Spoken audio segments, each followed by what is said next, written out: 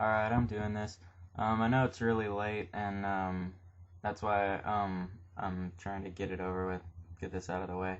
I'm trying to get all my old videos out of the way first, but yeah, this happened a while ago. So I usually every year I order Slammiversary or Lockdown for the TNA pay-per-views, and usually they're usually really good, but I don't know. This year was just a little, not really that great. Um, First match is British Invasion versus Rhino and Eric Young.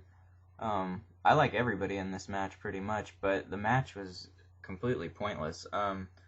Since they were in Detroit, I figured that Rhino would win somehow because usually, I don't know, I like it when they win in their own hometown.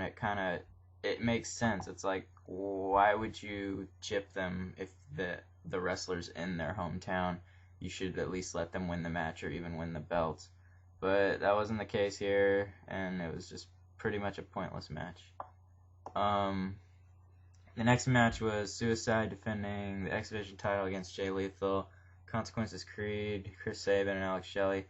This was also a very stupid match. The match was badass, like pretty much like throughout the whole match, like great like moves, great spots, great stuff like that. But in the end, it was all for nothing. Like Alex Shelley and Chris Sabin busted their ass, and they're also from Detroit too.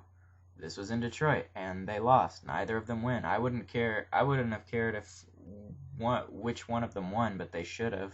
I mean, I don't know. I'm just really sick of the Suicide shit. Like at first it didn't bother me, but now it's just getting ridiculous. Like he doesn't need the belt. He's a fictional character. He's not real, you know. So that whole match was pretty much pointless. Daniels versus Shane Douglas. That was a pretty pointless match. Nothing to really say there.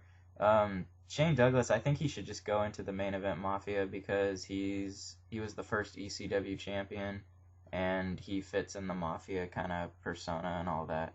Same with Taz. When Taz gets here, I think he should join the Mafia with Joe because he is Joe's advisor. But so yeah, next match, Angelina Love versus Victoria. I don't really like calling her Tara really, because I don't know. She's just always gonna be Victoria. But that was a shitty match. Victoria lost. Even though she busted her ass throughout the whole match, like she just wound up losing to Angelina Love, which is bullshit. I fucking hate the beautiful people. Like they're stupid characters. Um, they're just stupid characters. Like if their character is supposed to be ripping on WWE divas, then that's an okay. Then they are okay characters. But they just annoy the shit out of me, and they're very stupid. But now since Victoria won the belt last night on TNA, this match isn't really that bad because she is the champion now, so it doesn't really matter. Um, One more thing about the X Division King of the Mountain match, which I mentioned before. I think it's fucking stupid that Suicide successfully defended the X Division title in the first King of the Mountain match. It took 4 years before anybody could win the King of the Mountain match as the champion. Samoa Joe is the first to do it, and so Suicide does it in the first, King of the Mountain match ever for X Division.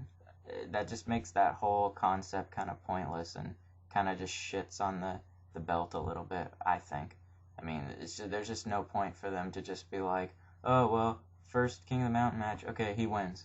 It's like the first King of the Mountain match, usually the champion never wins in the King of the Mountain. That's the point of the King of the Mountain. So that was pretty stupid. But anyway, okay, next match. Raven and Daphne versus Taylor Wilde and Abyss. This match was okay. Had some hardcore spots in it, but the best thing about the match was Daphne taking the tax. Oh my god, I've never seen a chick take a bump on tax before, and she did a pretty good job. Even though her costume kind of absorbed most of the tax, I could still see a lot in her elbows and in the back of her arms and shit. So that's pretty crazy. A chick taking a tack bump. It's different. I mean, I like seeing chicks do hardcore wrestling too. So next match was Matt Morgan versus Abyss. It wasn't that. It was kind of, I don't know, just not really a big deal. Just kind of a pointless match. Nothing really special there. Beer Money versus Team 3D. Another pretty pointless match. I mean, I don't really like Beer Money. I don't think they need the belts all the time. They're not the greatest tag team. I mean, it should have been a triple threat. Team 3D versus Motor City Machine Guns versus Beer Money. Motor City Machine Guns should have won because they were in Detroit and they deserve the belts. They've never even had the tag team belts, for God's sake. So yeah, I found the tag team match a little pointless. And now to the main event. It was Samoa Joe versus AJ Styles versus Jeff Jarrett versus Mick Foley and versus Kurt Angle for the TNA World Heavyweight Championship. Mick Foley went in as the champion. It was an okay match. I mean, it had some okay spots, stuff like that. AJ did some cool stuff. I did some pretty cool spots and stuff like that, but I thought the ending was really good, though. It was like a surprise twist, piss off the fans ending. I mean, Samoa Joe and Kurt Angle up on the ladder, and Joe just hands the belt to Kurt Angle and lets him win. I thought that was a pretty cool ending to the pay-per-view. But all in all, I mean, Slammiversary is like TNA's WrestleMania. I don't think Bound for Glory is like their WrestleMania at all. But I mean, it was an okay pay-per-view, and I'll probably order the next one. And by next one, I mean the next Slammiversary or the next Lockdown. Usually I don't order any of the other pay-per-views just because those are their TNA's two big pay-per-views. But yeah, I'm gonna try to do some more wrestling videos maybe in the future. I'm kind of lacking on that, but yeah, just kind of keep on the lookout.